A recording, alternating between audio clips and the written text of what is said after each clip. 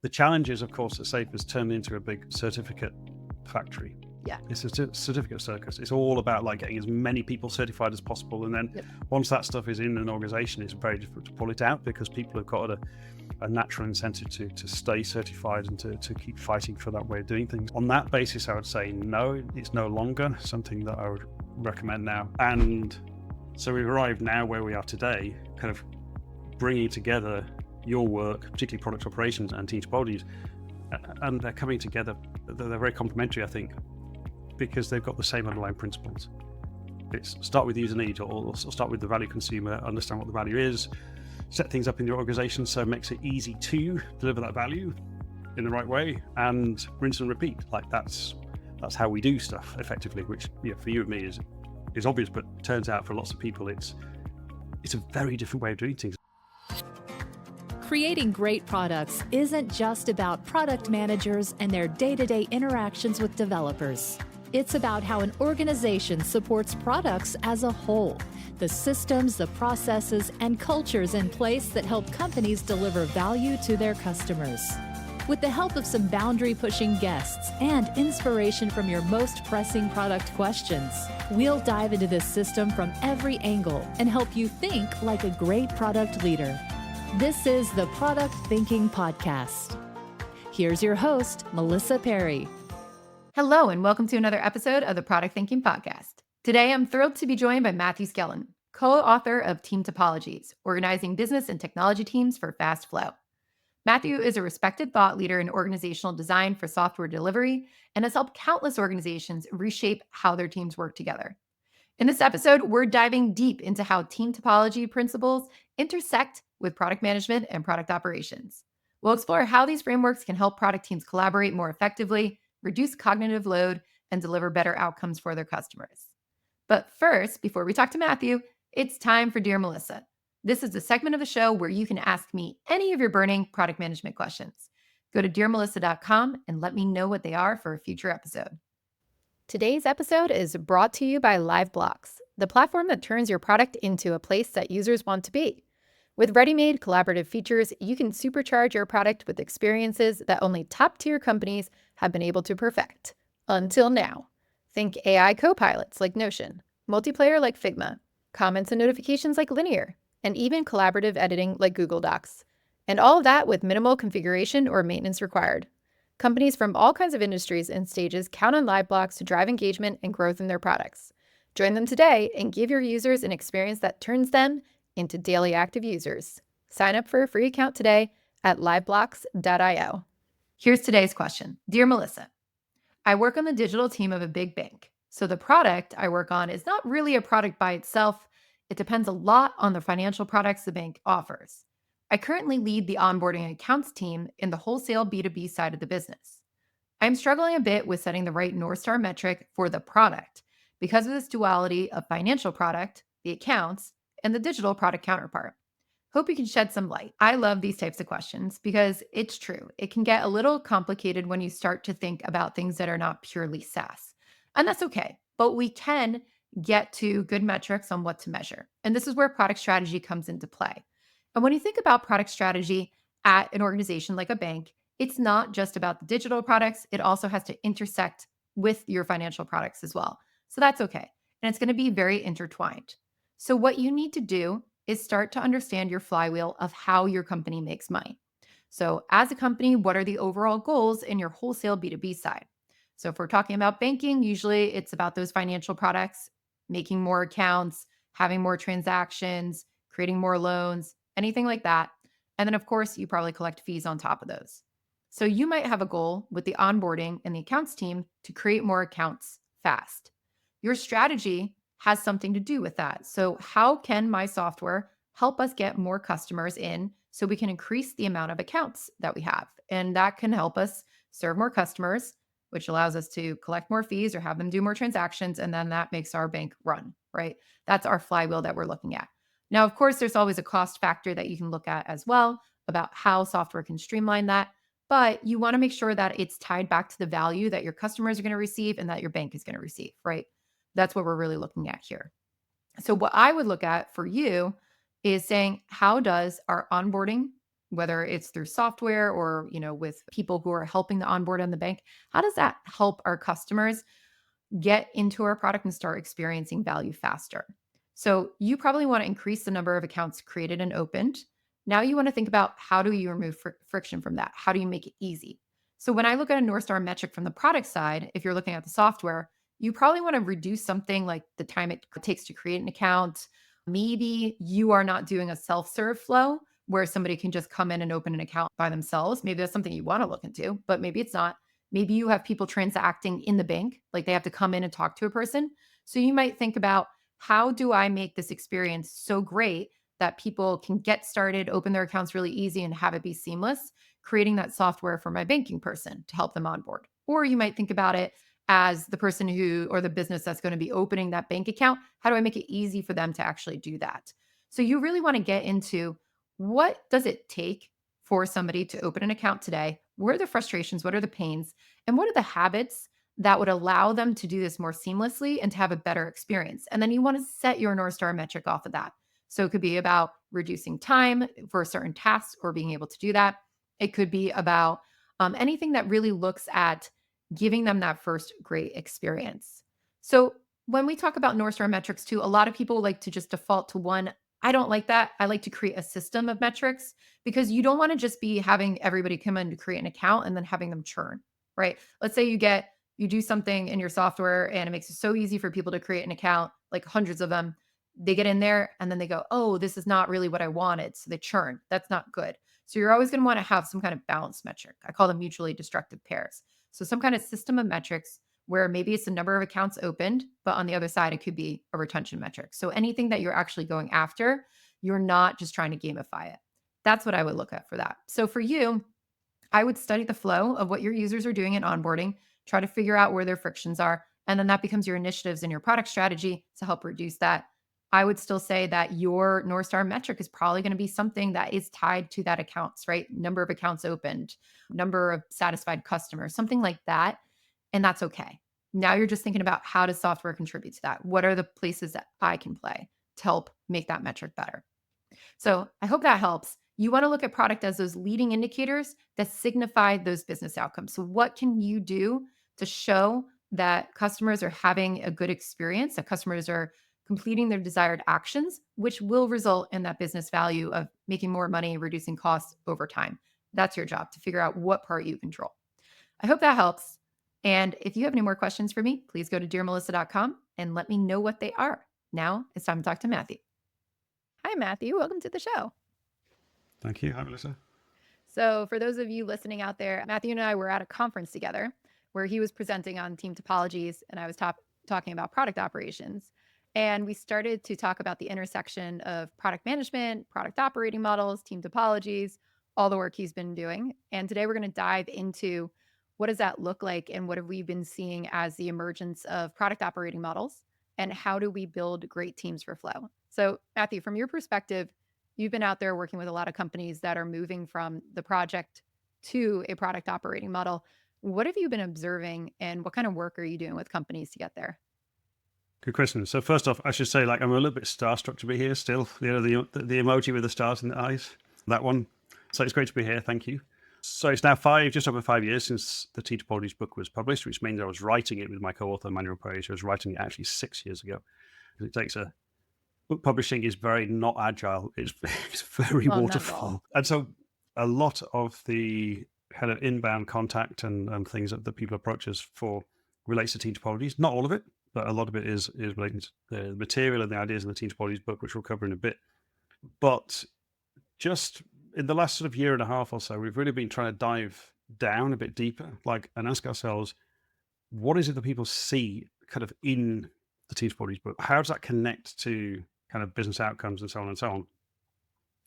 And I mean, looking back, it's kind of obvious. One of the things that they see is that the language in the Team Topologies book is really the language and patterns on ideas and practices and so on are super suitable, very, very suitable for product operating models.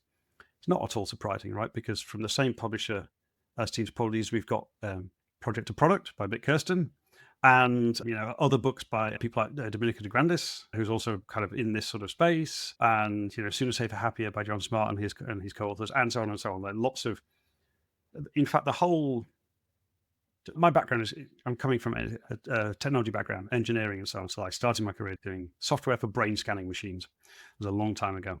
And then moved more towards kind of web-based systems and so on and so on. And more recently, thinking about the relationship between teams and the products and software we're building. So that's where I'm now, helping organizations to navigate this whole space. And effectively, the language and patterns in team topologies is very suitable for like connecting through to this product operating model. People have heard about it now, thanks to your books and all your talks and things like this, and the stuff from Vic Kirsten and a whole bunch of other people. And of course, the whole, on the kind of technology side, the whole DevOps movement since about 2009. So as cloud became available, infrastructure was no longer a bottleneck. IT infrastructure is no longer a bottleneck, and therefore we could have better flow in IT delivery. And a lot of that movement, which is where I've been involved in that since then. My first talk at a DevOps conference was in 2010, so I've been at this for quite a long time, 15 years nearly.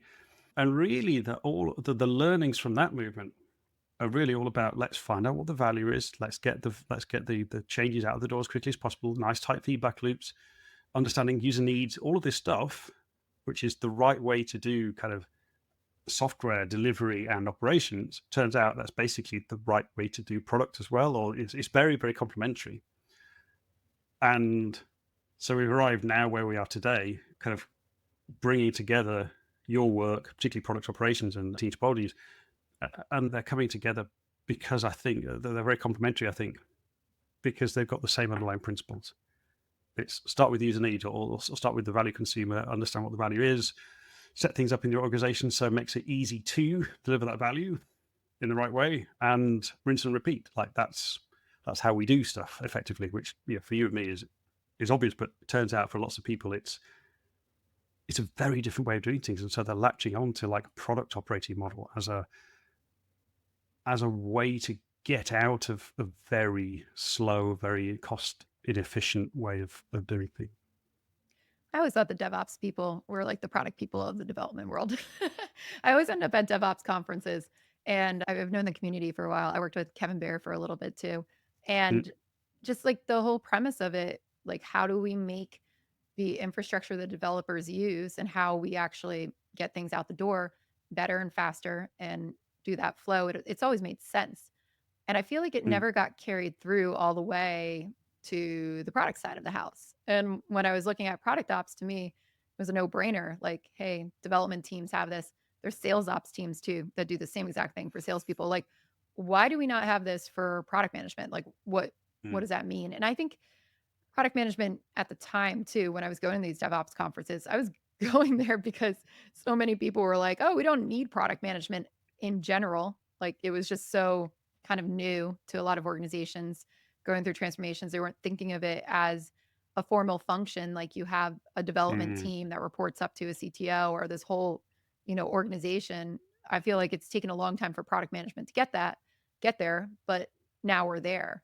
And now that we're there, it's like we're maturing and we're standardizing and we're figuring out how to do this. So it's always made logical sense for me that we should be thinking about how we enable the way that we do our work too. But it doesn't just help product management. It helps everybody. It helps the developers. It helps the customers. It helps salespeople across the organization. And what I really love about Team Topologies and your book is it's less about, formal roles.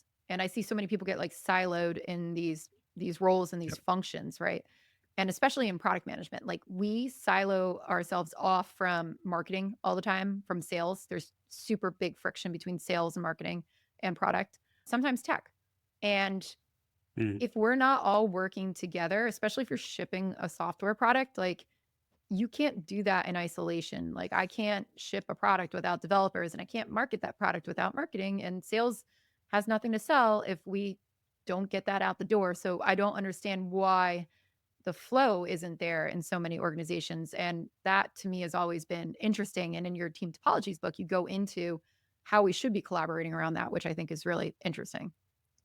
Exactly. So Team the team topologies patterns came out of the work that Manuel and I and others were doing in this whole DevOps space. Originally, the word DevOps meant how development and operations were better together, when back in the days when you had a separate IT operations team, and some organizations still do. But effectively, we got to the point where, certainly in team topologies, where we're asking the question, what does it take to have no handoff in the flow of value? That's the starting point. So you've got a mixture of skills and capabilities inside a team, and that team. So because of the nature of technology, it's very complicated. Because of the nature of the domains we're working in, lots of regulation, lots of nuance, lots of trading, details about how to work in that particular domain, whatever. We need people to be able to have long-term, ongoing grasp of the domain that they're working in, or the technology domain, or the technology aspects and the business domain they're working in. We can't just be skipping from one thing to another effectively. Those days are gone, and now we need to retain that kind of ongoing context for safety reasons and for good decision making around the product and all sorts of things. So we've got a kind of long-lived team aligned to this thing that we're working on, but we don't want any handovers. So we can't just do like one team does development and then passes it to like a team that does testing and then passes it to a team that deploys it or whatever back in the olden days. We asked that question, like, what does it take to make that happen? And almost everything else kind of comes out of that initial question, because having handoffs in the flow of value delivery is one of the things that makes it very slow. And so we take that as our starting point. We want it to be very quick, but how can we do that quickly, safely, sustainably, with good domain fidelity, and so on, and without breaking the product? We're keeping the product coherent, and so on and so on. Now, to my mind, that's really obvious. It turns out that that is not at all obvious to lots of other people, which I think is why the Team Topologies book, I mean, it's sold. I think it's now 180,000 copies, which is, I'm told, is a huge number. It's certainly one of the top selling books from IT Revolution, the publisher. They do a great job in curating their catalog and promoting the book and things. But it clearly resonates with people. There's something about it which resonates. And as you said, we deliberately didn't try to plug in lots of different roles into. It's not a framework. It's a way of thinking. It's a way of approaching problems, a way of thinking through solutions.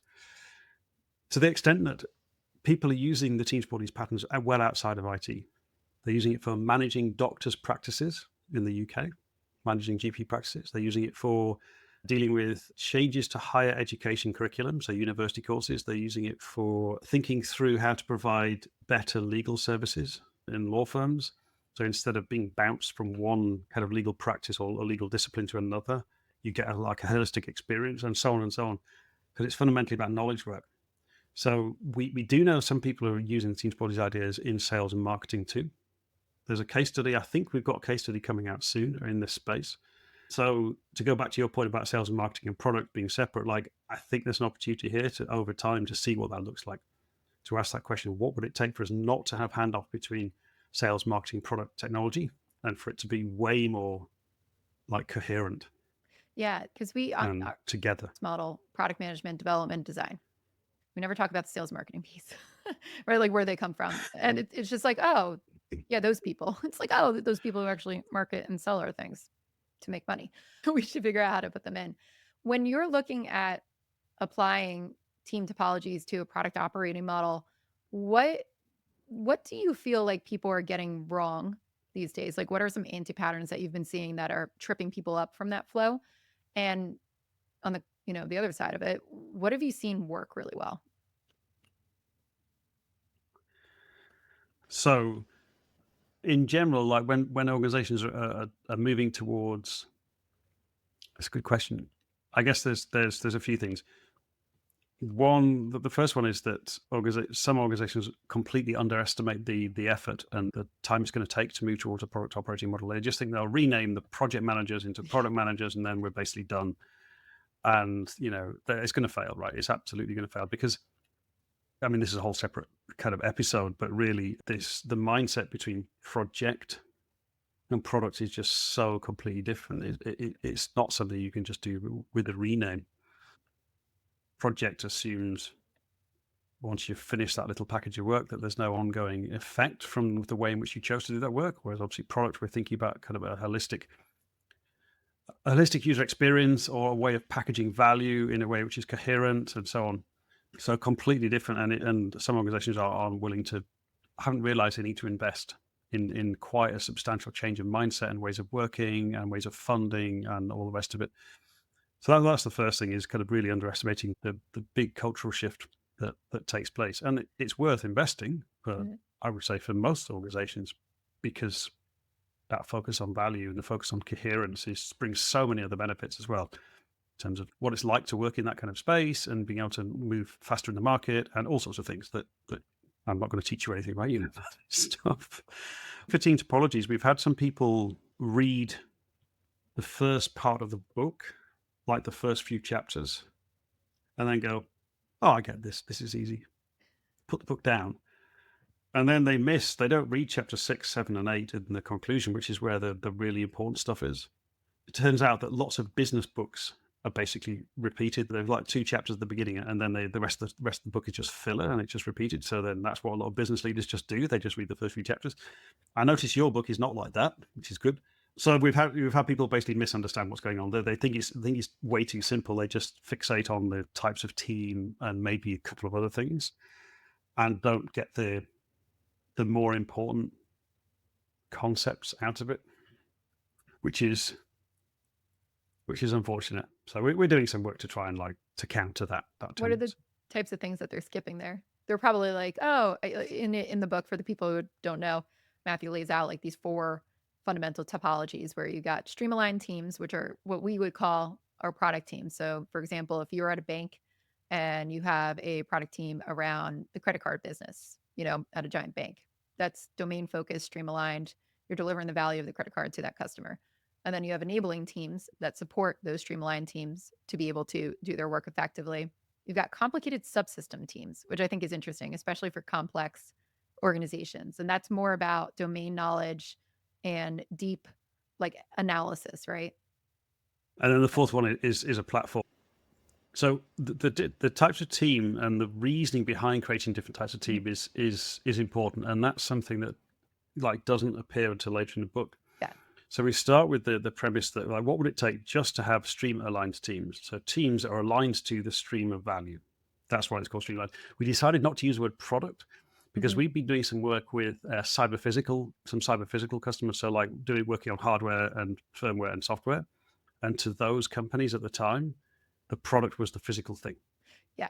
I think that's the best decision you made, though, too, because even in banks, I get into the arguments about what's the product. They're like, it's the actual loan, right? Rather than the whole system that actually, figures out how much money you can get from the loan, the algorithms behind that, the way the loan is processed, how you actually get distributed the money, the way you pay it, all of those things. So I feel like the way that you called it takes away all of that nuance.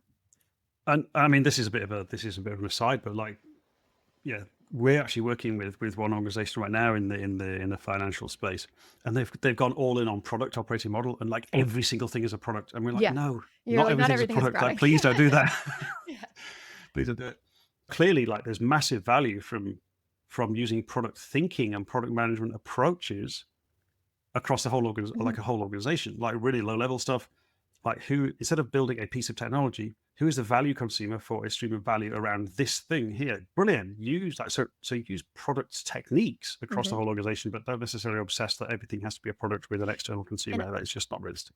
The reasons why they do that too, I don't know if you've observed this, but this is what I've seen because I've run into that over and over again, is because they're not used to the whole concept of product operating model and product managers and what product managers do. They think that in order to have a product manager, they have to be managing a full product, and they don't understand the nuance between you can have lower level product managers building features to contribute to a much larger product, or you could have a platform product manager who are working on enabling APIs that go back into it. So they try to make everything a product, and then they're like, okay, great. So now I can be the product manager for this product, instead of being no, product managers are people who do this type of work around a value stream. Value streams can have multiple products or features or services associated with it. At the very top, you need the product thinking to think through the whole value stream and bring it end to end and help bring those products and features and services together. But it doesn't mean that, every little thing in here is actually going to be a product. Exactly. And we've got that as a concept in Team Topologies. In the book, we got the concept of a platform. I actually really dislike that word now. I wish we hadn't used it, Yeah. because lots of people just see a platform as a piece of technology. For us, what we call a platform in the Team Topologies book is anything which improves flow and reduces cognitive load or cognitive burden in the team that are using that thing. And the smallest or the thinnest viable platform, as we call it in the book, could be like a wiki page. So imagine you've created a wiki page and said, hey, folks, here's a great way to use this particular technology. Like, configure it like this, use that interface or that API or this something else. And if you use this thing in this way, it's going to solve like 90% of your problems in this space. We've done the research on it. We've worked out this is a nice combination. We've curated the experience for the people who can use it. We haven't had to build anything ourselves because all of these services are like in the cloud somewhere or from another SaaS provider or whatever. And then the stream-aligned teams, they work focused on a particular product area, look at the wiki page and go, wow, this is amazing. Bang, bang, bang, straight there. It's improving flow in those teams using it, and it's reducing their cognitive load. And that's, in our terminology, that acts as a platform. That wiki page is acting like a platform. A lot of the technology is kind of outside, but we've got that kind of experience around it, and that speaks to kind of a product approach, really, because like a curated experience is a kind of like a product, right? It's very similar. It's in that similar space. Because to curate that wiki page, we have to understand the needs of the teams that are using it and trying to build things in that way. So we're reaching out to them and we're treating them as our customers or users and doing, understanding their experience and asking them what they need and all the kind of stuff we'd expect to do if it's an actual product. But yeah, all the 4 team types that we talk about in the book, they're all predicated on that we start with the stream-aligned team. Like, what would it take just to have stream-aligned teams in the organization? So just focused on like no handoffs, a mixture of skills, end-to-end value flow, and that's, if you like, an ideal state. So we don't have any. We can manage all the infrastructure, all of the data ourselves, and we're fully independent. And we've got effectively like an ecosystem of separately viable products that we're offering, and they can come together and work together nicely, and so on and so on. In reality, of course, the cognitive load is too high. Like we're taking on more and more of the security concerns or the regulatory concerns or the data concerns or the infrastructure concerns, and our cognitive load is getting higher and higher, and so that's slowing us down. So at some point, we want to take some of that stuff which is not really domain centric, it's not really product, it's not really related to the product itself, the value consumer value, and we want to take some of that gubbins effectively and move it somewhere else. So it might be dealing with infrastructure or dealing with data or dealing with security or whatever, and that's where the other 3 types of team come in. So like a platform or a platform grouping will take some of that stuff and provide it back to us as a service. Complicated subsystem is where you need people with like a really specialist expertise. Like they might need like a PhD in mathematics, or they might need to know something about like a particular kind of regulatory reporting. It's like really detailed awareness, complicated algorithm or something like that. And if that algorithm were left inside multiple stream-aligned teams or product teams, the cognitive load would be too high.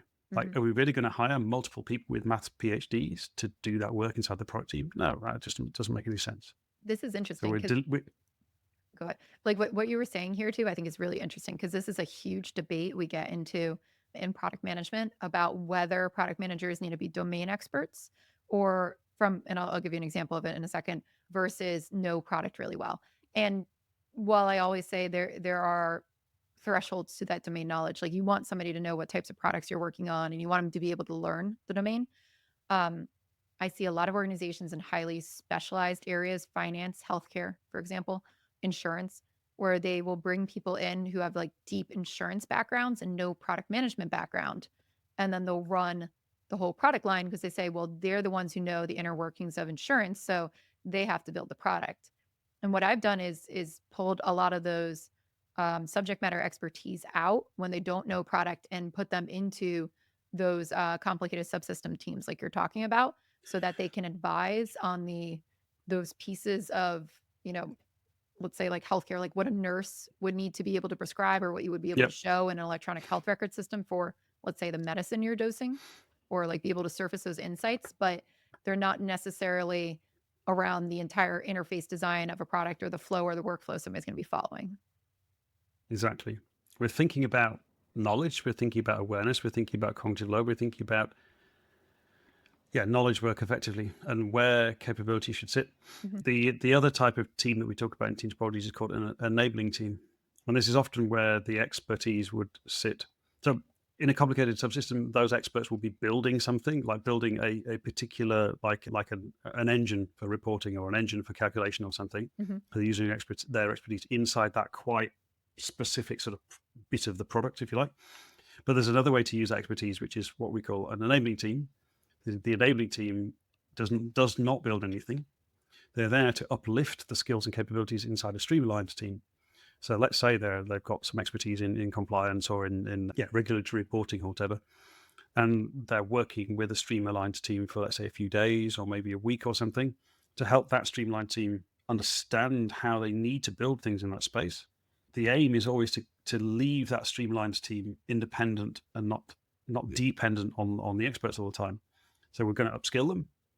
We're going to teach them about this thing, help them understand it better, work with them until they've got a good understanding or better understanding, and then detach, if you like leave them so that they can be independent again.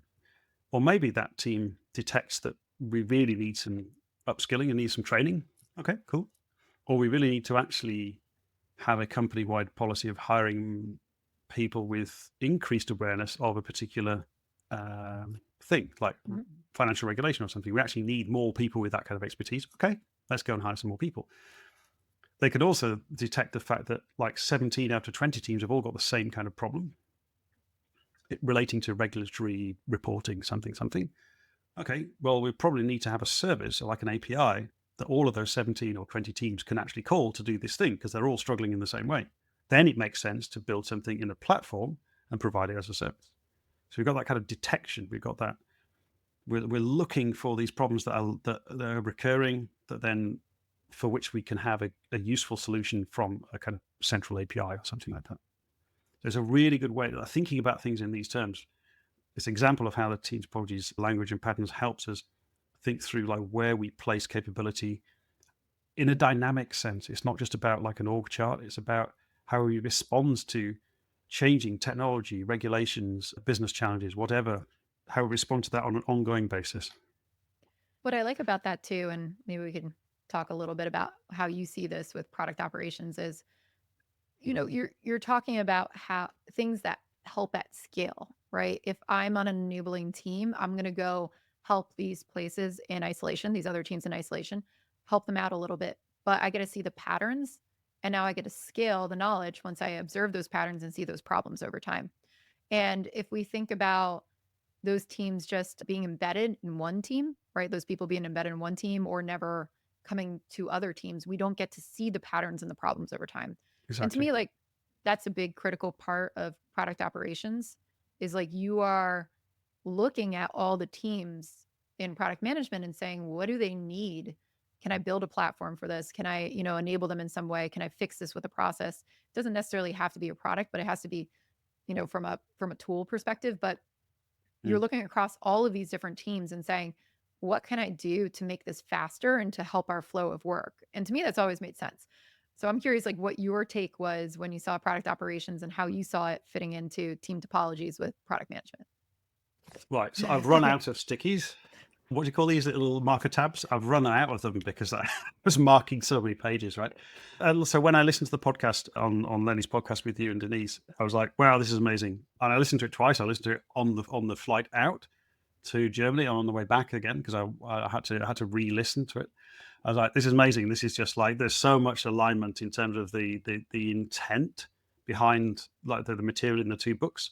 The intent is, rapid, safe, ongoing flow of value, by thinking through like where we're putting that cognitive burden or where we're putting the particular like domain context and so on and so on, like who should be doing what, if you like how can we change who does what in order to allow people to focus and so on. So yeah, I mean, when I was reading these patterns, like, yeah, that totally makes sense. Like it's talking about how we do work. It's talking about it with slightly different language, but very similar, to be honest, but a slightly different perspective. and team topology is coming from a slightly different perspective, but effectively it's got the same underlying principles. I think there's a lot of, I'm not saying it's exactly the same because like the context is a bit different, but I think the underlying principles are very highly aligned. You Well, come that's from good a to product hear. perspective, and I've come from a kind of technology-ish perspective, but really we're trying to solve, I think, pretty much solve the same problem. It's very close. Yeah, so I loved it. I've got loads of quotations which I plan to extract from here and put on social media at some point and make the connection basically to the stuff that's in Team Topologies. But I don't think it's all obvious. Like, I guess not, because I to, still get pushback from it. So I had somebody post yeah. on LinkedIn the other day, when is everybody going to realize that product operations is the biggest grift out there? And I'm like, What? It's like, madness. I get sent this That's all just the time from madness. my friends too, but I get this stuff all the time. And it's so hard for me to one, I can tune out naysayers, but I also want to listen to feedback, right? And I think my views on product operations, they evolve. And I think we're going to get into it in a little bit about how AI has replaced some of my thoughts previously. But Mhm. as a concept, I feel like, I've worked with dozens, almost like probably hundreds of organizations at this point and seen these patterns over and over and over again when it comes to product management at scale. And I feel like the biggest naysayers of product operations always comes back to they haven't really done this stuff at scale, right? Like they've never actually tried. I'm like, what, we were talking about this a little bit before we jumped on, but like, what if you're the chief product officer of a bank? Like I know many CPOs at banks and I work with them and they have 500 product managers reporting up through them. Like a lot of the pushback I get is, oh, some of this work, it's almost always around the governance and the processes pieces. But like I go, oh, that should be the chief product officer's job or the VP's job to go and make sure that people know how to write this strategy correctly. And I'm like, okay, like when I was at Athena Health, I worked with the chief product officer, but I did not expect him to go train our 365 product managers on how to write an epic in the right format that was going to allow us to roll that up into a strategy that he could interpret and then be able to look at what's our progress towards our business outcomes, right? That was my job. I was It's basically madness, the exactly. product operations person. Like I came in as a consultant, but I became the product operations person. And I said, okay, I'll build the templates. I'll make sure everybody understands this, but I'm going to go around and figure out what's breaking our flow here and help with that transformation. And I feel like a lot of the work that I've been doing along the way in transformations, when I leave as a consultant, if you don't have somebody there to take over this falls apart, right? Like it's not a swoop in, teach a lot of people stuff. So that's why I transitioned. Like that was the first place I stood up product operations. And it was like, okay, this is your job now to take this over because my work's not done yet. Like I came in Mm. for a year and a half. We made huge progress, but they still have a long way to go, right? They still have platforms and tools and functions to do it. And now, Tim is their head of product operations and he's still going and he's still building out amazing things there. But there's so much pushback, I think, from people who haven't seen this work effectively, especially around those enabling pieces when it comes down to like process and tools or anything like that. Even if you talk about roadmaps, and I'm like, roadmaps are like one of the most important things a company could have for visibility. And if you do that wrong, you don't get any visibility at scale. Like I can't just turn to 500 people and ask them what they're doing.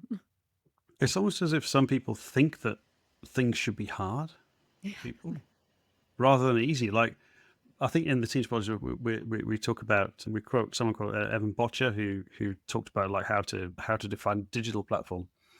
And I think I'm paraphrasing now, but in Evan Botcher's article, he says something like, your platform should make the right thing to do easy, something like this. Like why wouldn't you? So you got an idea of like the right way to do something, or at least a really effective way of doing something in this context, in this industry, in this with this technology, whatever. Like why wouldn't you want to make that as easy as possible for people to do it that way? So that, and then that's why you put in a platform, for example. You might call it a platform, you might just call it a set of services, whatever.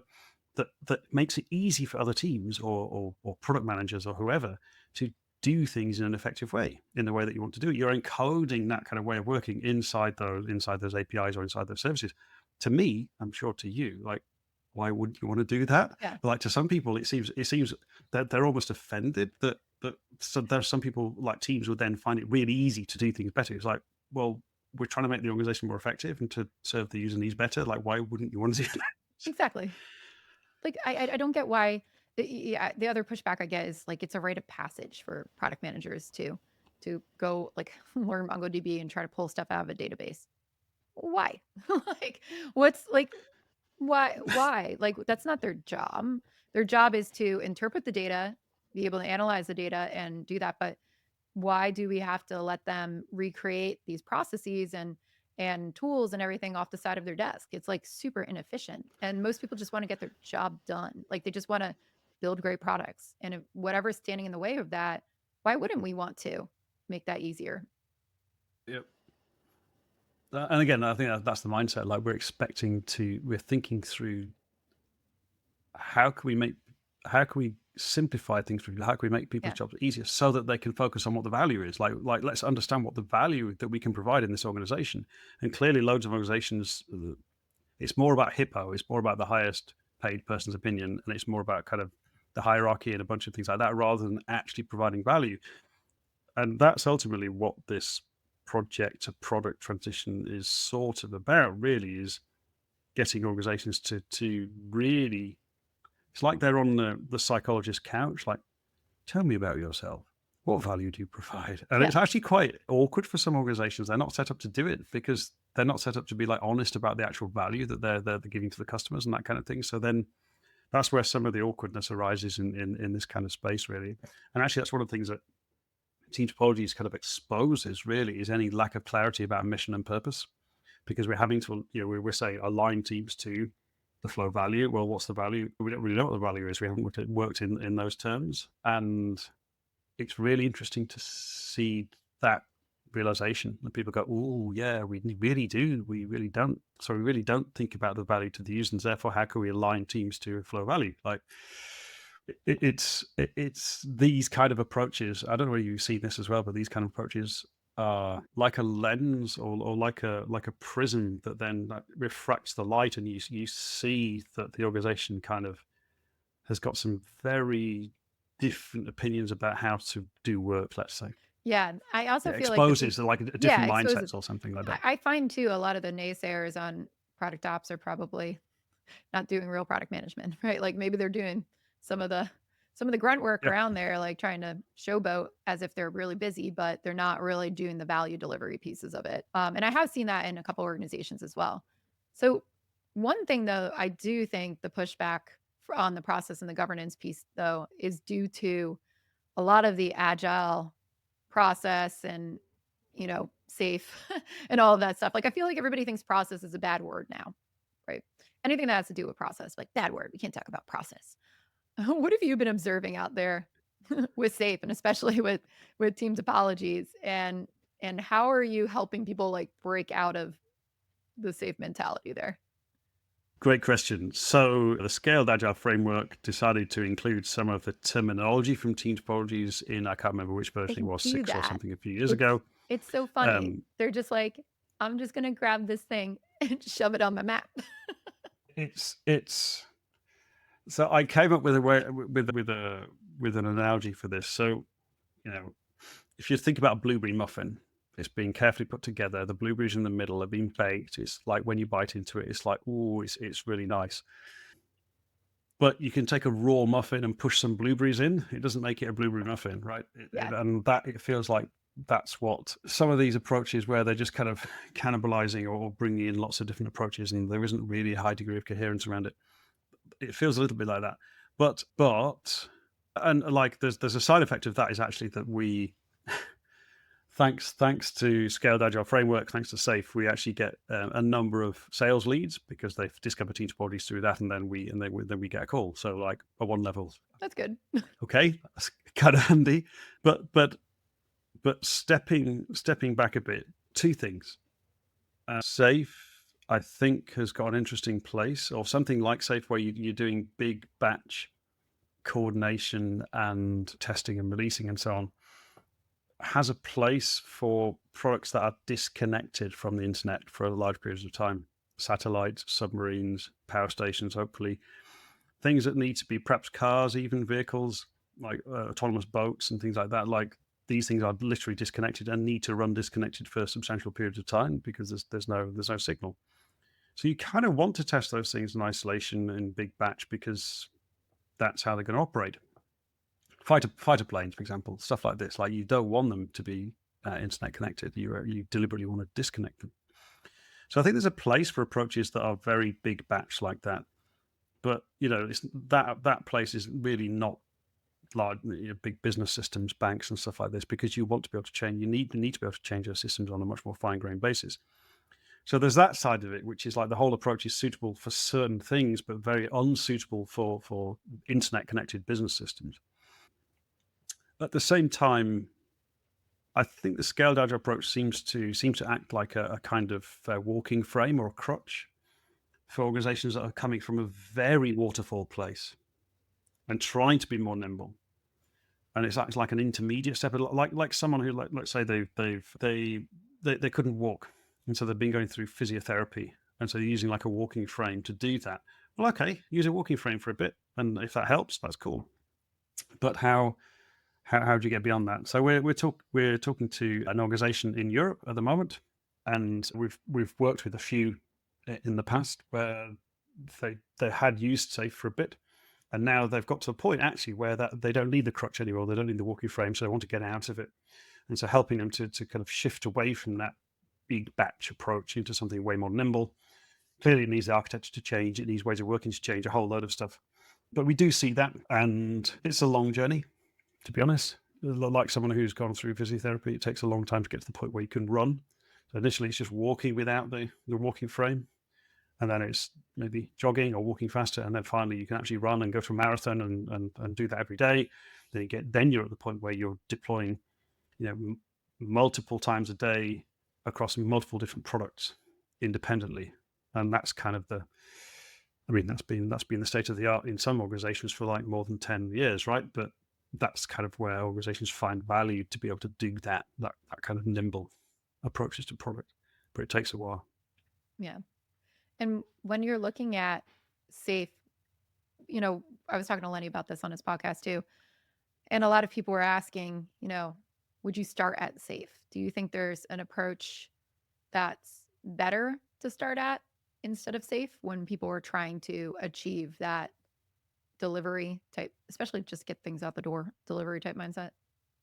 So I've been talking quite a bit to M. Campbell Pretty, who's one of the leading experts in Safe and has been for ages, she's in Australia. We're working together on some ideas and some comparison and so on and so on. And I'm hoping to do some more in 2025. I in theory, I think Safe is a reasonable place if the organization has the equivalent of is in physiotherapy. If they can't walk by themselves, then using Safe as a walking frame or a crutch might be okay.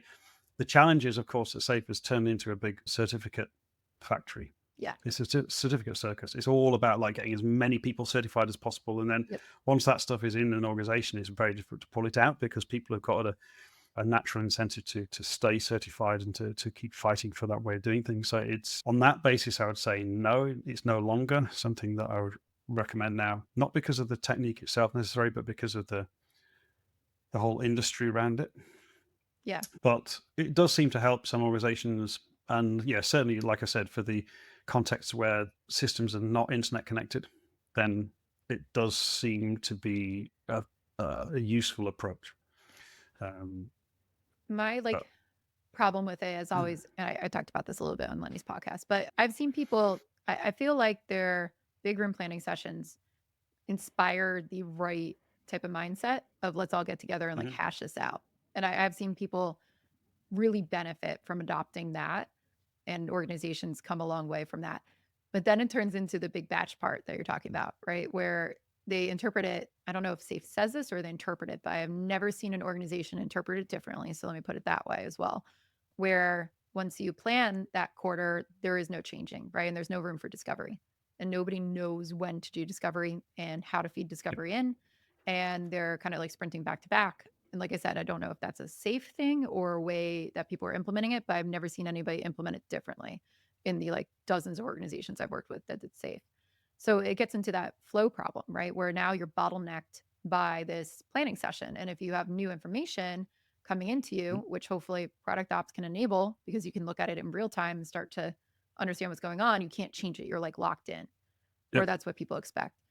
And then from the portfolio side, it's kind of spun up all these kind of like portfolio manager type people in some of these safe organizations that don't have like a good product history, when that role is typically like a head of product who would oversee like many products in that area, but they treat it as like a different thing than a product manager. Like it's not product, it's like those are the portfolio people over there. And they look at the portfolio, but you need that product mindset in order to manage a portfolio and understand the value and like connect it that way. So now we're spinning up like different roles and different teams everywhere. And it's like, no, that's a portfolio team. And they're like, this is the product team. And never the two shall talk and meet and actually like do strategy together. The issues in safe is like it spins up so many different teams and nobody's bringing them back to kind of what you talk about in the team topologies is like these teams that are aligned to value and going straight through. So I see always a break in how we determine what's valuable and then get that out the door. Yeah, and it's got the assumption that things need to be very big and chunky. Yeah. Rather than like, what would it take not to need to have that kind of coordination? Yeah. And to allow the value to emerge kind of more asynchronously, so we can deploy this new API over here, and we'll deploy that thing over there into production, and then eventually there's a new user interface change that comes in, sees the new APIs, and bang, we've got some new capability. We don't have to clump all that stuff together into one big block of change. But for some people, that's they can't get their head around it. They can't get their head around things being about the value emerging effectively bit by bit over time, and then suddenly it is that when all the pieces are there, then the value emerges. They're like, well, why don't we just like pull it all together, put it on a massive great truck and deploy it all at the same time? But other options are available effectively. Yeah. One of the other things we were talking about too is how AI is affecting team topologies and enabling teams. What have you been observing in the shift of AI, enablement, platforms, all of that? So there's obviously different types of AI, right? And there's the AI which helps people to generate content and generate ideas and that kind of thing. And then, I mean, there's like sort of like a spectrum, but at the other end of the spectrum, there's sort of agentic or agent-based AI, which then can go and make decisions and deploy new stuff and effectively innovate on products or define new workflows or whatever it might be. There's clearly a lot of workflows that are going to get speeded up in the kind of human-based, like humans using these kind of tools, developing these more quickly, getting insights more quickly in terms of data and reporting and metrics and dashboards and correlations and so on, generating code, that kind of thing, which is good, it's fine. The only challenge is that certainly in the code generation side, like writing code was never really the bottleneck, not properly. It's understanding that has been the most important thing, like a high fidelity understanding of what we're actually doing. The insight that I had recently, though, was that actually, or one of the insights, actually, if you think about executives in an organization, let's say it's the CEO or the COO or whoever, someone in sales and marketing, or even product, interacting with technology teams in some organizations is a bit like prompting ChatGPT or Claude. It's like they say some things, they do a magic incantation, and then some gobbledygook pops out and they go, oh, no, we didn't mean that. Try something different.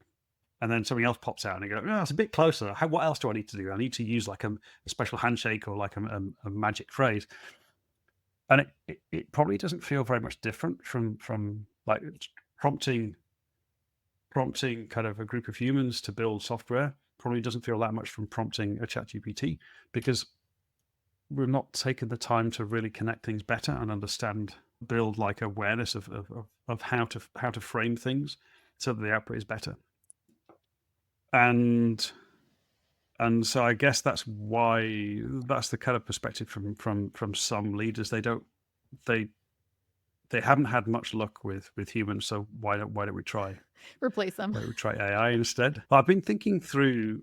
So just stepping back. So there's clearly going to be, there already is like lots of things that are going to be speeded up by generative AI, and generative AI plus other kinds of tools as well. It's not just about the generative stuff, but there's lots of shortcuts there.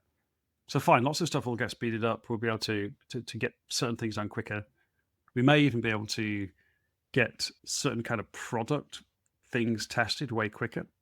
So we might be able to build and generate like 200 different versions of something, login page, user journey, something, deploy them into production, get some feedback, or even run these against some synthetic users.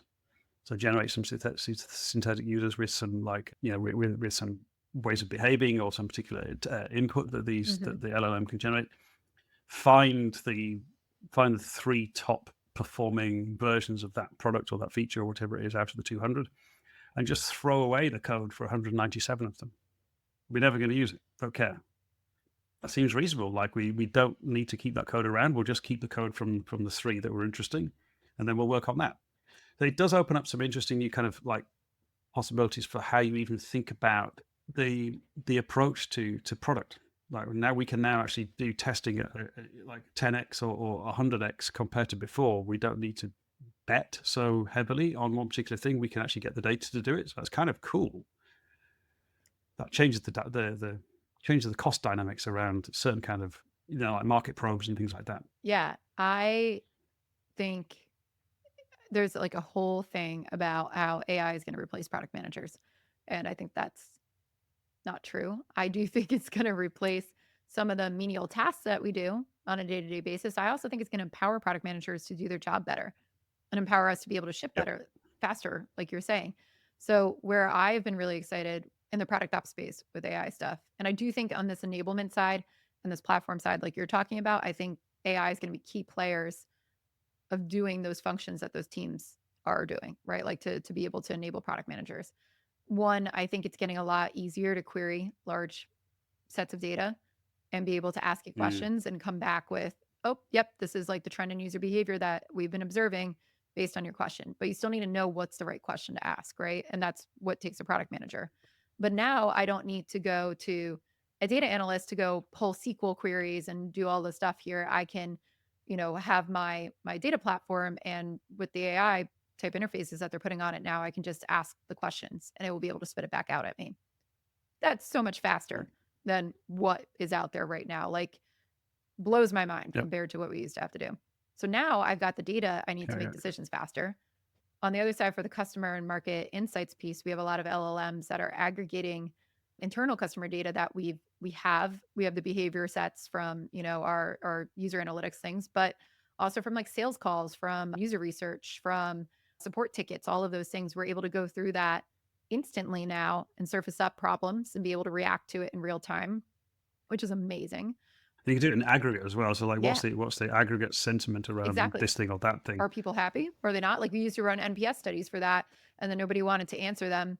And we always had problems because you would pop up an NPS survey in the middle of somebody's workflow and they'd get real pissed and be like, one, I hate you. I would never recommend you. Right. Like, so it's actually some good feedback that we can get out of this other stuff and not disrupt people's workflows. So I think there's so many things that are enabling us to build better products and learn about our customers. And I'm really excited to see the tools evolve on it. And I see that as a critical part in product operations, like getting that stuff in there so that our product managers can actually take advantage of it and use it.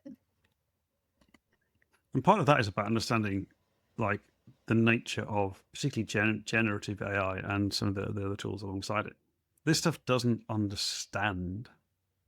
It's pattern matching. It's next token predicting. The humans are still understanding. We've still got the empathy with the users, or we should have. Hopefully we have empathy with the users of the value we're producing. And humans have got the intent. We're able to like understand the organizational intent is and discuss it and agree it. And then we can frame so we can use these tools to pull stuff and help us in that job. But even if we're using AI agents, we're framing the mission and the context for these AI agents in a particular way to achieve a particular goal.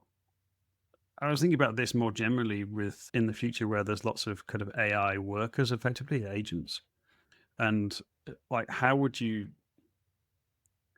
get to the point where let's say you've got an ensemble or a pool of agents, AI agents, how do you get to the point where you trust them to do the right thing effectively? Like, would you really give them full access to your production database across the entire estate? Would you allow them to deploy all kind of random services and workflows and things just willy-nilly or anywhere? It's like, probably not. That's probably not the wisest thing, because we know what happens when people like humans have got unfettered access. Things are going to go wrong. That's why I got security policies in place. That's why we've got, typically speaking, teams aligned to on a long-term basis, aligned to particular products or product areas or domains or whatever it is. And that's about, you're bounding their context. This really, domain-driven design talks about bounding context, right? And there's evidence now that smaller language models are more effective at certain things than large language models. They've got a smaller domain context. Well, guess what? This is information processing we're talking about. And it's not surprising to me at all that you see, like going back to the 70s and 80s, expert systems, very small, tight focus of domain expertise. Okay, they're going to perform quite well in that area. They can't transfer that to something completely different. It's not surprising at all. It's the same thing we see in humans, because this is fundamentally about information processing and knowledge and awareness and context and things. So, I mean, this is pretty early days, but it seems to me like the patterns in team topologies and product operations will apply to agentic AI. We're using the same principles, and we're saying, well, how would we get to the point where we trust a pool of AI agents? Well, we'd set some parameters. We'd limit access to certain things. We'd give them some goals. We would make sure that their mission is aligned to the outcomes and things, and make sure that there's some comeback if things go wrong. That's how we've done it with humans, right? That's probably how we're going to trust something that's autonomous. The organizations that have managed to allow autonomous teams to work at speed and at scale have solved that.